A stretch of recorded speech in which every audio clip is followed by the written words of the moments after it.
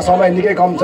आधी घण्टाभित्र हामीले चाहिँ खेल पनि सुचारू गर्नुपर्ने हुनाले म छोटो र महत्त्वपूर्ण कुराहरूलाई मात्र राख्न चाहे। हामीले यस अस्नेय युवा क्लबलाई आज 25 वर्ष पुरा गरेर अब हामी 26 वर्षमा लाग्दैछौँ।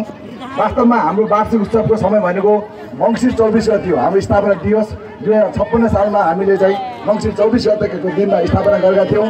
तर विविध कारणवश हामीले यो कार्यक्रमलाई चाहिँ यो चैत्र महिनामा सार्नु परेको छ र हामीले रजत महोत्सव विशेष ढङ्गबाट चाहिँ मनाउनु पर्छ भन्ने सोच अनुरूप हामीले गाउँपालिका हाम्रा वडा अध्यक्ष केशरबहादुर खत्रीज्यू लगायत विभिन्न व्यक्तित्वसँग चाहिँ धेरै परामर्श छलफल गऱ्यौँ र अन्त्यमा विशेष भूमिकामा चाहिँ हाम्रो वडा नम्बर 4 का अध्यक्ष केशरबहादुर खत्रीज्यूले हाम्रा सामुदायिक हाम्रो साझेदारी वनका अध्यक्ष राजेन्द्र चौधरीज्यू लगायत सम्पूर्ण समितिसँग चाहिँ राम्रोसँग चाहिँ परामर्श छलफल गरेर आज हामीलाई रु 5 लाख सहयोग गर्नुभएको छ र त्यसैको अनुरूप हामीले यो राष्ट्रिय स्तरको खुल्ला नगर फुटबल प्रतियोगिता आयोजना गर्न सफल भएका छौँ। यसको लागि म साझेदारी वनका सम्पूर्ण टिम वडा नम्बर 4 का वडा अध्यक्ष तथा साझेदारी वनका उपाध्यक्ष केशरबहादुर खत्रीज्यू, अध्यक्ष राजेन्द्र चौधरीज्यू लगायत सम्पूर्ण टिमलाई म धेरैभन्दा धेरै धन्यवाद दिन चाहन्छु। किनभने उहाँहरूको कारण आज हामीले यो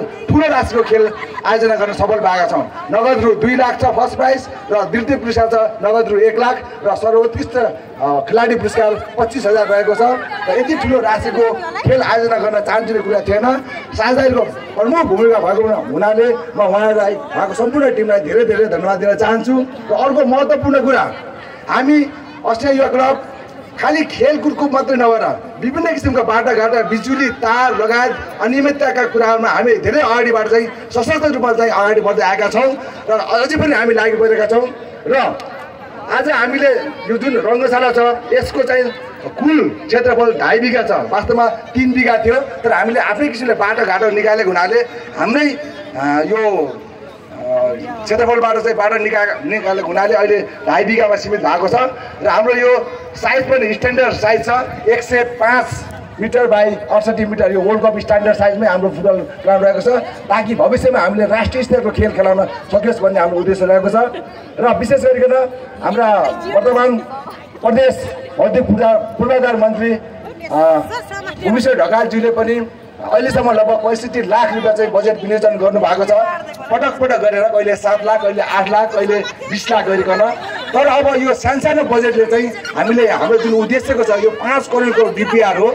5 करोडको डिपिआरमा जम्मा अहिलेसम्म हामीले चाहिँ 65 लाखको काम हो। जति पनि यो हामीले बाउन्ड्री गरेका छौँ यो 65 लाखको काम हो।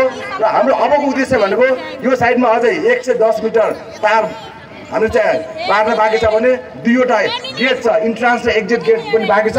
र मुख्य कुरो हाम्रो चाहिँ यहाँ प्याराफिट कम्तीमा पनि 5,000 दर्शकहरू चाहिँ मजाले बसेर चाहिँ हेर्न मिलोस् भन्ने उद्देश्यका साथ हामी अगाडि बढिरहेका छौँ। र यहाँ प्याराफिट हुन्छ, चेन्जिङ रुम हुन्छ, हाम्रो चाहिँ टोयलेट रुम पनि हुन्छ। त्यो पुरा गर्नको निम्ति अब यो सानो 10 लाख 20 लाख बजेटले केही हुँदैन। त्यसकारण हाम्रा प्रतिनिधि सभाका सदस्य यही हुनुहुन्छ आज बासिदेव भिमरेज्यू। अब आउने बजेट बजेट पनि बनाउने बेला भइसकेको छ।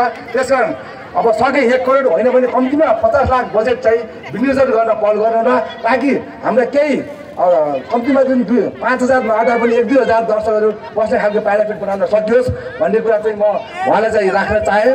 र अस्ट्रेलिया युवा क्लब यो स्थानसम्म आइपुग्नको निम्ति सानसाना केटाकेटी जो भैलो खेल्नुहुन्थ्यो र यहाँको भूपू सैनिकहरू जो अहिले दिवंगत पनि हुनु भएको छ उहाँहरूको धेरै ठुलो भूमिका छ। महिला दिनहरू छिमेकी गाउँपालिका थगनी चोक तपाईँको धौलागिरी लगायत यहाँ सबैको चाहिँ यो क्लब यो स्थानसम्म आइपुग्नमा सबैको उत्तिकै महत्त्वपूर्ण भूमिका छ। र अहिले यो कार्यक्रम सफल पार्नको निम्ति पनि हाम्रा सदस्यहरू अथवा सदस्य नरहेका साथीहरूले शुभचिन्तकलेहरू पनि हाम्रो रङ्गशाला निर्माण गर्न मद्दतको लागि भनेर चाहिँ हामीलाई कसैले 5,000 कसैले 10,000 विदेशमा स्वदेशमै छरछिमेक सबैले दिनुभएको छ। म सम्पूर्णलाई सम्झन चाहेँ यो कार्यक्रमलाई सफल पार्नको निम्ति सबैको साना बालबालिकादेखि लिएर राजनीतिक दलदेखि लिएर तपाईँको चाहिँ गाउँपालिका वडा तपाईँको विभिन्न यहाँ खानेपानी संस्था वन सबैको उत्तिकै भूमिका रहेको छ। कोही भौतिक रूपमा उपस्थित भएर सहयोग गर्नु भएको छ भने कसैले चाहिँ हामीले चाहिँ आर्थिक रूपमा चाहिँ सहयोग दिएर चाहिँ हामीले सहयोग गर्नुभएको छ। जसले जहाँबाट जसैले सहयोग गर्छ सम्पूर्णलाई म स्मरण गर्न चाहँदै र हाम्रो कार्यक्रम अब छिट्टै यो फुटबल पनि हुने भएको हुनाले म धेरै नबोलिकन आज यो कार्यक्रममा जति पनि हामीले अतिथिज्यूलाई निमन्त्रणा गरेका छौँ, कोही उपस्थित हुनुभएको छ, कोही हुनु भएको छैन, सबैलाई चाहिँ म विभिन्न सङ्घ संस्था, टोल संस्था, क्याम्पस प्रमुखज्यूहरू, शिक्षाका प्रिन्सिपलज्यूहरू, विभिन्न राजनीतिक दलका नेताहरू जो सबै उपस्थित हुनुहुन्छ, सम्पूर्णलाई हाम्रो कार्यक्रममा उपस्थित भइदिनु भयो। सफल बाँड्नको निम्ति सम्पूर्णलाई एकमुष्ट रूपमा चाहिँ म चाहिँ स्वागत तथा न्यानो अभिवादन गर्दै आफ्नो भनाइहरू यहीँ अन्त गर्न चाहन्छु। हस्त, धन्यवाद, नमस्कार। धन्यवाद।